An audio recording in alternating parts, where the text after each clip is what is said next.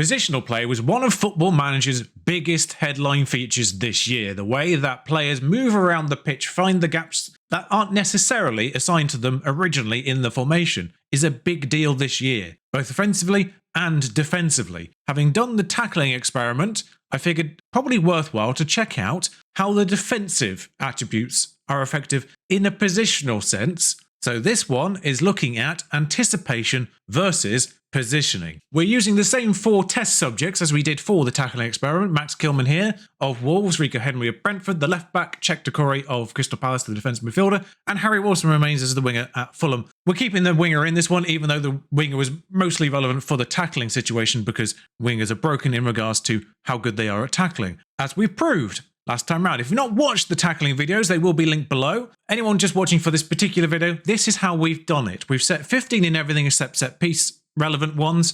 Harry Wilson does have 15 in all the set pieces stuff because he was good at them to begin with, and it felt wrong for me to nerf him then boost him as a more offensive player. But we put 15 in everything, did the control experiments, and then we've changed the relevant attribute that we're looking at to 1. So in this case, I've loaded one of the positioning experiments. It has positioning of 1. But before we go any further, last time out, tackling and marking felt self-explanatory really, and I didn't really feel the need to sort of show you what the attributes mean. But in this case, anticipation. The attribute reflects the player's ability to predict and react to events going on around them. So very much relevant to positioning, in my opinion. And then positioning itself is described as this attribute reflects the ability of a player to read a defensive situation specifically and position themselves accordingly. It is not used in attacking situations. It is used to determine how well a player identifies a threat, when to deal with it, and whether or not they're in the best position within their current tactical setup. So you'd think, obviously, this would have the biggest effect on a player's defensive positioning. It is quite literally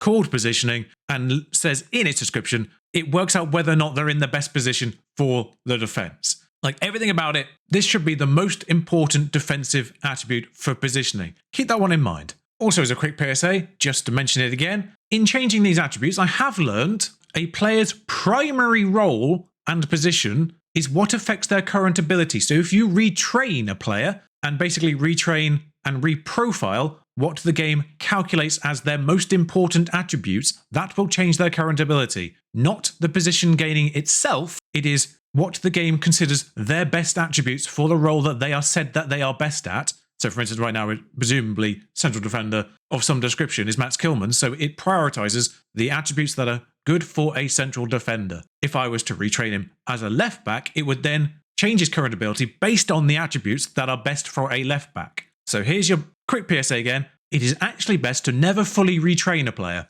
It's a little weird, but it is what it is. Essentially, as long as you've got goal stars in a position, you're golden. Don't retrain them further than that because it will reprofile them if you fully retrain them in the position they're actually best at. And therefore, it will actually take more of their current ability away or potential ability space away if you actually retrain them to profile the attributes they're best. It's a bit dumb and a bit counterintuitive, I now realise, but it is what it is. However, just a quick mention of marking. Here was the results for the tackling experiment, which included tackling and marking. Marking, of course, kind of the silent third partner in this defensive positioning talk here. Obviously, marking very heavily linked with a player's defensive position in regards to attacking players. Since we've already covered this, I'm not going to talk about it too much, but the very TLDR, essentially, or too long didn't watch, I suppose, as a case it would be, on marking is this. It's irrelevant. When it comes to actual defenders, their interceptions do go down, but weirdly for defensive midfielders, their interceptions went up. And overall, the possession 1 per 90 doesn't go down all that much when you kind of consider the full scope of the game.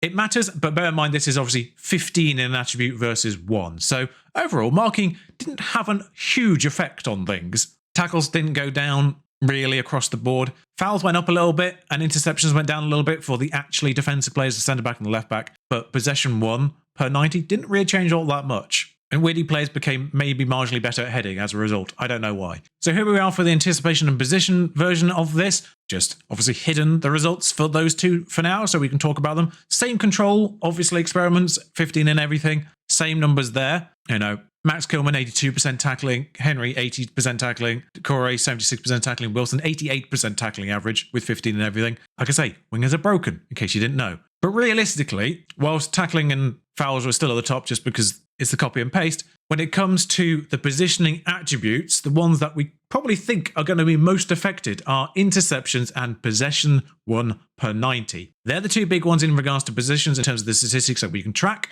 Maybe fouls as well, because obviously if they're not in the right position, they're more likely to make the mistake. But interceptions is the one you would expect, realistically, to be most affected by a lack of anticipation and a lack of positioning. We'll go through this one by one. Max Kilman loses a margin on tackle percentage. The fouls go up to a similar level as they did with one marking. The interceptions do go down by 10 over the course of a season. They do go down by 10. And the possession one goes down by a similar margin as to it did when the tackling experiment happened, in fact, by about a third. However, oddly, with one anticipation versus 15, the average heading percentage went up by over 3%, which feels like a big enough margin that it isn't statistical variance. Because also the key headers, which isn't a huge number to begin with, per 90, went up by, again, for the scale that they're at, a significant margin. It's the only time a key header per 90 for Max Kilman has been over 1, but it averages to 0.88 versus 0.68, essentially. So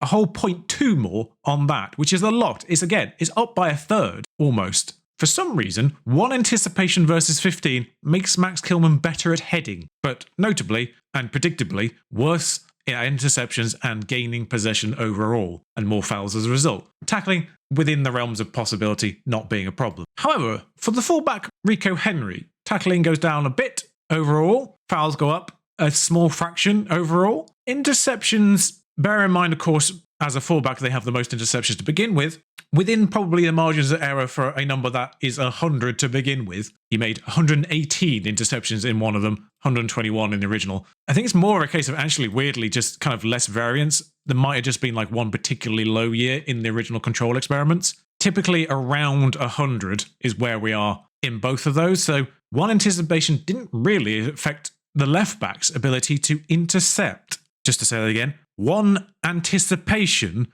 did not affect the left back's ability to intercept. However, possession won went down by about a third again, and similarly, his heading percentage went up by 3%. No more key headers in this case, but his header percentage went up by 3%. So I don't know in this case with the fullback if it's a similar situation to what happened in one of the tackling or marking experiments, where their heading percentage went up, but their key header stayed the same. So it's an implication really that they're making less attempts to head the ball, and therefore they are being more successful. So I wonder, once again, if this is a case of just reorganizing where they are at a defensive set piece, for instance, and therefore they're not challenging for headers that are going to be more contested as much. That might be what's going on. They might not actually be better at heading. It's just they're putting in less situations where they're more likely to lose that battle.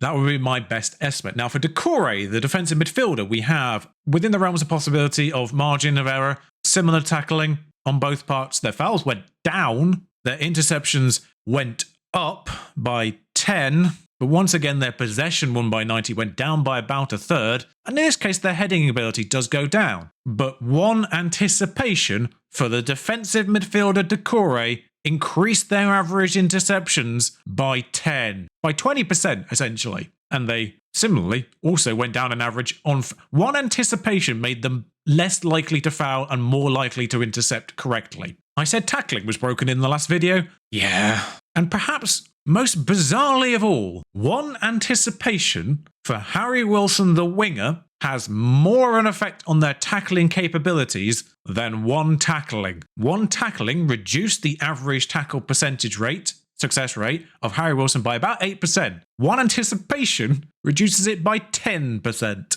which when you factor in the number of tackles they make per game, is the biggest change in tackling of any attribute tested so far, in terms of the raw amount of tackles made over the course of a season, essentially for any one person, because he's making on average 2.6 to begin with, and that reduced to 2.3 over the course of a season. That extrapolates out as the biggest change of anyone so far in any one attribute. Fouls about the same, interceptions about the same, a slight reduction, but once again, possession won down by about a third. So whatever that means, but weirdly, once again, his heading ability is better. And bear in mind that he makes barely any key headers in general to begin with, almost essentially doubles with one anticipation, and the actual heading percentage goes up by nearly 5%. So 3 out of the 4 positions got better at heading, and 2 of them actually made more key headers. I don't know what the link is there between a worse anticipation and a better ability to head the ball. But similarly to tackling, all of the possessions won go down by about a third. I am tempted to retry this experiment with both one tackling and one anticipation to see what happens if you do both of them, because they both reduce by themselves by a third.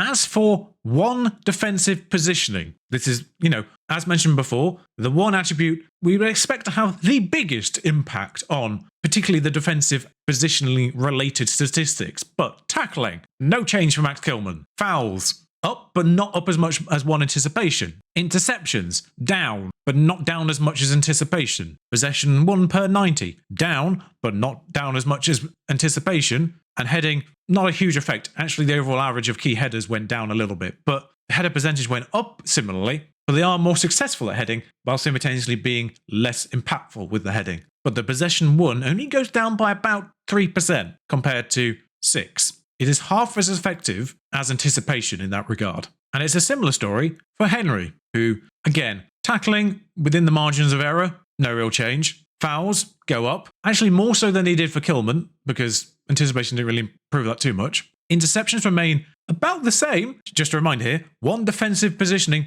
for a fullback doesn't change their interceptions. Their possession 1 goes down a little bit, but nowhere near as much as it did for anticipation. The heading goes up again in the same ballpark as one anticipation, but their key headers fall by 2/3. It goes from 0.45 almost to 0.15. One defensive positioning has the biggest effect on key headers per 90. And it's exactly the same situation for Decore, the defensive midfielder. 0.45 originally, down to less than 0.1. But their heading percentage goes up, similarly, from 60 to 67. The possession 1 barely drops. The interceptions go up. Fouls and tackles remain within the same ballpark. And even with the negligible key headers for Harry Wilson, 0.0046, they sort of 10% of both Henry and Decore, similarly go down to 0.0012 on average. We are talking like 0 and 0.3 as a maximum, basically. Like, the margins here are very, very tiny. For these three, and even Kilman, really, it's not as noticeable for Kilman, but it does go down. He's the only one to lose heading percentage as well as a result of defensive positioning. Possession 1 stays in the same area as it did for Decore. Interception stays roughly within the same margin of error. Fouls go down a smidgen. Tackles go down a smidgen. And tackle percentage goes down more than it did for tackling as well for Harry Wilson. Goes down 9%. So one anticipation and one positioning have more effect on their tackle percentage, Harry Wilson's, the wingers, than one tackling did. But they don't affect any of the actual defensive players' capabilities of tackling. All in all, it does leave me with the conclusion of just what are these two attributes actually doing? Because anticipation, ironically, is seemingly working as anticipated. It is making them more prone to fouls, typically, for the defenders at least, making them less good at interceptions, but only central defenders. But across the board, possession, once again, that mystery statistic of possession 1 per 90, once again, interceptions go down for Max Kilman, but not to a degree that would contribute to a third less by itself for possession 1 per 90. And then for the others, we see a slight increase or a massive increase, but still a possession 1 per 90 drop versus the interceptions. So what's being lost? What is the metric that is going into possession 1 that's being lost in these things? Because it was the same with tackling. It didn't quite add up to the possession 1 drop either. Anticipation and defensive positioning, particularly anticipation, once again, it's that same blanket 1/3 drop across the board for everyone. The one metric that you expect to go into it, interceptions, and we know that tackling isn't affected by these either. So what are they failing to do now? They were doing correctly before with 15 and everything. So it feels like anticipation is worthwhile, effectively, because this possession 1 per 90 thing is affected, and that feels important, even if their overall tackling ability doesn't go down. And actually, weirdly, the defensive midfielder's ability to intercept is actually improved somehow. But when it comes to the positioning attribute, I am really struggling to work out what it's actually doing now. And this was kind of my big thought in regards to the positional play situation with the match engine. Because if they've just improved the match engine in regards to positional play and how players cover each other better in general, is defensive positioning actually doing anything more as an attribute? If just as a match engine, they're covering each other better just by virtue of what they're being told to do by your tactics. Like, is their ability to do that successfully affected by that positioning attribute? Because